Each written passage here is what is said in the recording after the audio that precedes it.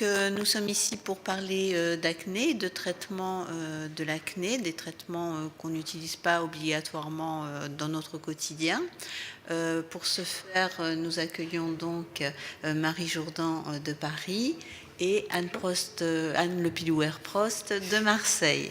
Donc on va peut-être commencer. Donc on va développer les particules d'or. Donc on va peut-être donner la parole donc à Marie Jourdan en premier. Oui, enfin, je pense qu'on peut discuter de la PDT. L'utilisation des particules d'or dans le traitement de l'acné, c'est un principe de photothérapie dynamique. Il s'agit d'aller inclure un chromophore particulier dans les glandes sébacées pour l'utiliser comme outil, puisque c'est cette particule externe, ce chromophore extérieur, qui va absorber l'énergie lumineuse et la transformer en chaleur. Donc c'est une véritable PDT, sauf qu'on va utiliser un chromophore externe au corps humain. Voilà. Je ne veux pas dire plus, c'est effectivement un chromophore et de la lumière. C'est pas vraiment de la PDT, parce que la PDT, tu sais, c'est spécifique normalement pour des réactions photooxydatives de type 2 avec de l'oxygène singulé. Donc il faut vraiment photothérapie dynamique, ça sous-entend le photosensibilisant, la lumière, l'oxygène. Oui, alors donc que là, c'est pas vraiment de la PDT. Là, on est plus sur un traitement qui va utiliser les principes physiques de la photothermolyse sélective. On va se retrouver à utiliser la photothermolyse sélective dans le derme au niveau des glandes sébacées. D'ailleurs, les durées de pulse, c'est plus, tu vois, de la photothermolyse sélective, c'est pas de la photothérapie dynamique, qui sont des longs temps d'irradiation avec de faibles fluences. Donc la douleur va être un petit peu comparable. Mais la douleur, la douleur, oui, forcément, comme tu as une atteinte des glandes. Dans ces cas-là. C'est souvent effectivement un peu les limites de la PDT en matière d'acné, d'autant plus que les adolescents, qui sont quand même les principaux intéressés, sont souvent un peu doudouilles.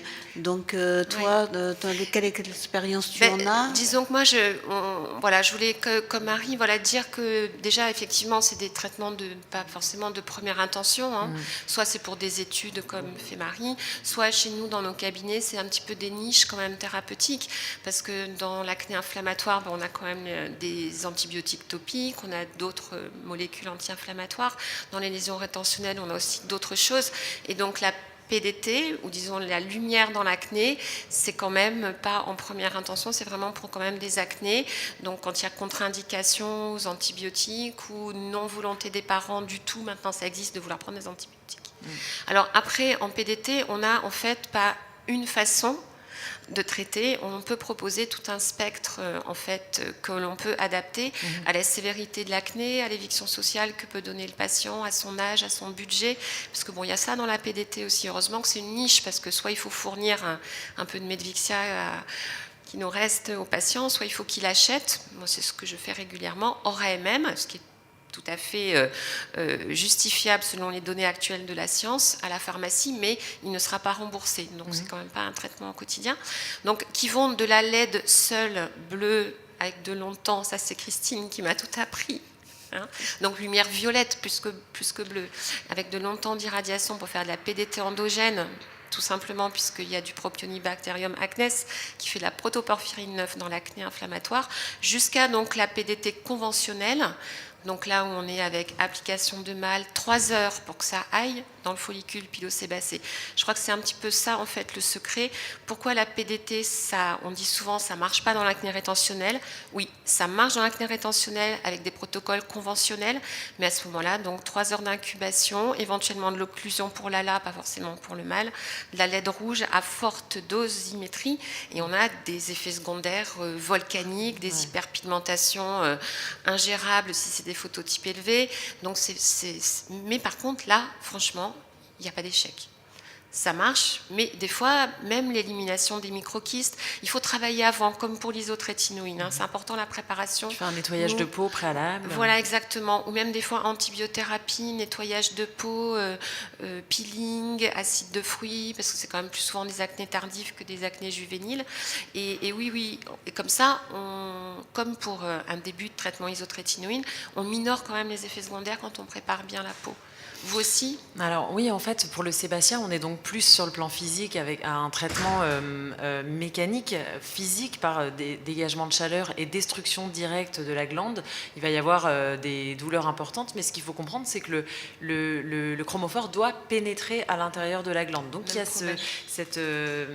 cette épreuve physique qu'il faut passer. Comment faire pour que le chromophore pénètre dans les glandes sébacées? Donc je pense qu'effectivement le nettoyage de peau c'est une bonne idée, et puis on utilise donc ce fluide qu'on va mettre sur la peau, on va le faire pénétrer à l'aide des ultrasons qui sont en fait des appareils vibratoires très importants qui vont permettre à force de massage une bonne pénétrance, et ça a été prouvé sur le plan histologique de ce chromophore.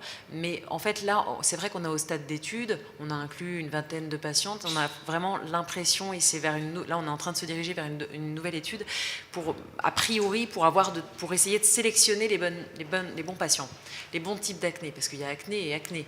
Et il semblerait qu'on se dirige vers un traitement de l'acné moins importante, moins sévère, les acnés modérés. Papulonodulaire, pas nodulocystique. Exactement. Et du coup, il faudra peut-être même préparer les gens avec des antibiotiques, diminuer les lésions inflammatoires pour avoir une acné plus modérée et pouvoir améliorer ces patients-là. Donc je pense que la difficulté au fur et à mesure, c'est comme pour la PDT classique, c'est d'affiner l'indication pour obtenir un pool de patients pour lesquels on contrôle au mieux leur pourcentage de résultats, à quoi on s'attend, et au mieux leurs effets secondaires. Pour le sébacien en direct, pour cette particule d'or, on a des résultats qui en fait ont été un petit peu moins bons que ce qui avait été publié dans le Nature de 2015, avec des résultats surtout retardés. Dans le Nature, ils publiaient qu'ils étaient à plus de 60% d'amélioration, que ça se maintenait à 6 mois, à 12 mois, et nous on a plutôt 40-50%, et avec certains patients qui ont eu une réponse très tardive qui dépassait les 6 mois. Donc on était déçus à 4 mois. On se dit, il se passe quelque chose à 6 mois, et quand on les revoit même à 1 an, on se dit, ah oui, c'est super bien, mais c'était très retardé. Et donc on affine. C'est en hémiphase, votre étude? On traite totalement les patients. On traite les patients avec un groupe contrôle entièrement. Il y a un groupe contrôle? Pour alors dans le Nature, ils avaient bien sûr fait le groupe contrôle. Nous, pour ce qui est de l'étude multicentrique européenne dans laquelle on est inclus, non. Tu te fies au pourcentage de régression spontanée avec surtout de patients, l'acné. c'est là que c'est difficile d'inclure les patients, c'est qu'il n'y a pas de traitement adjuvant pour l'instant. En revanche, je ne sais pas si vous étiez à San Diego, il y a eu 2 petites choses qui ont été dites à San Diego. On se dit, tiens, le vent est en train de tourner. C'est premièrement qu'il y a un concurrent qui est en train d'arriver, qui n'ont pas des particules d'or mais des particules d'argent, qui en fait, quand on regarde dans les biblios, les particules d'argent, c'est les nanoparticules d'argent, ça a déjà été un petit peu étudié il y a très longtemps, et là ils sont en train de revenir avec un nouveau produit plus marketé acné.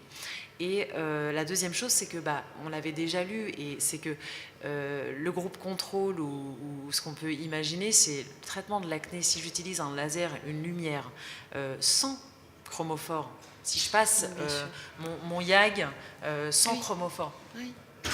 C'est pour ça, c'est l'intérêt des groupes contrôles. On ne peut pas interpréter sur proportion ce type d'études. On va améliorer. On va être meilleur. On va être un petit peu meilleur avec le chromophore. Le problème, c'est que les séances de ce traitement-là vont coûter 500 € la séance. Il en faut 3 à 1 ou 2 semaines d'intervalle. On se retrouve à 1 500 € de traitement. Il faut pouvoir justifier le pourcentage d'amélioration par rapport à si un infrarouge, un laser infrarouge qui puisqu'on a simplement des LED anti-inflammatoires, des lumières en soi. Donc là, il va falloir, je pense, pour pouvoir justifier sur le plan commercial de ce traitement et l'utilisation en cabinet, le prix par rapport à l'amélioration, et donc affiner l'indication. Quand même élevé, oui. Voilà. Je pense que c'est la même problématique quand on travaille comme tu le fais sur des PDT classiques, sur le moins possible d'effets secondaires, quel type d'acné sur laquelle je me trouve. Et est-ce qu'on a un recul suffisant sur la toxicité possible? Parce qu'on a le problème des nanoparticules. Pour le coup, justement, on se retrouve avec des industriels qui, c'est exceptionnel, font énormément d'études et tardent énormément à commercialiser le produit. Donc là, ils ont un nouvel investisseur qui est rentré. Ils veulent encore faire des études et on est en train de travailler sur une étude pour uniquement le traitement des pores dilatés. Pour le coup, ça a l'air extrêmement prometteur. Mais il y a beaucoup d'études. Et en fait, dans les premières publications, on voit que ça a été étudié. Ils sont allés très très loin sur la toxicité. Ils sont allés faire des histologies. Ils ont disséqué des pores pour aller voir dans le foie, dans le cœur, dans tous les organes pour montrer que cette particule n'était pas absorbée. Donc ça, c'est certain. En revanche, si on est allergique à l'or... Oui. Voilà, donc nous, il y a aussi effectivement du futur en termes de PDT avec des nouvelles molécules, butyl-ester, je crois, de mémoire, qui vont être simplement des crèmes anti-acné et activées par la lumière du jour. Daylight, ouais, voilà, donc la Daylight avec le mâle, je crois qu'il y a des études, notamment françaises, qui avaient été lancées, mais ça n'a pas donné, parce que je pense que le principe de la Daylight, c'est une consommation précoce et progressive, alors que dans l'acné, on a besoin quand même d'une incubation longue.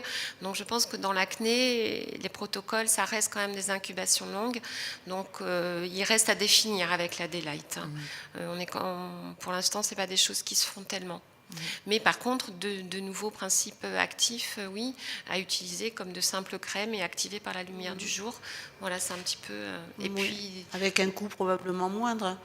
Avec aussi, un coût, oui, peut-être moindre. Oui, et puis bon, savoir aussi que les lampes toutes seules ont un intérêt. Voilà. Et les masques faciaux, donc voilà, là c'est le développement device. justement des home device, bon, évidemment contrôlés par les médecins, mais effectivement, on s'achemine quand même avec des performances technologiques qui devraient vraiment nous aider pour nos patients, pour pouvoir gérer les patients, y compris les patients les plus difficiles, parce que en ce qui concerne les LED, c'est quand même sur les patients les plus atteints qu'on a les effets les plus probants, sur les acnés sévères. Voilà. Bon, c'est un petit mot pour conclure. Oui, moi j'avais peut-être, si on a encore quelques minutes, une question à Marie sur les appareils justement d'ultrasons qui permettent la propénétration, enfin d'activer la pénétration. Parce qu'en délivrance assistée de médicaments, je pense qu'il y a beaucoup d'appareils qui vont être commercialisés dans ce sens, aussi bien en esthétique qu'en médical. Comment ça marche en fait? Non, en fait, c'est petit, c'est gros. C'est les appareils qui sont utilisés, c'est du massage en fait. C'est simplement que je ne sais pas comment expliquer, mais l'appareil vibre si vite qu'il provoque un mouvement des particules de l'air qu'on va appeler dans les ondes ultrasoniques. Donc on appelle ça ultrason. En fait, ça se présente comment? C'est un massage vibrant avec une machine qui vient tapoter très vite sur la joue. C'est le même mécanisme qu'on utilise, je ne sais pas si tu utilises ça en cryolipolyse pour optimiser parfois les résultats de la cryolipolyse. On va utiliser aussi massage manuel. C'est simplement de la vibration qui va interagir avec les particules qu'il y a dans l'air. D'accord. Donc et là, ça vous est fourni? Pas cher. Oui, c'est fourni. Ça coûte combien un appareil comme ça? Je n'ai pas d'idée, mais j'ai vu que c'était une fabrication chinoise, donc je ne pense pas que ce soit très... parce que ça, le passage par l'Europe, en général, démultiplie les prix. C'est onéreux aussi sur le plan consommation carbone. Mais... Très bien. Merci. Merci. Merci à toutes les deux.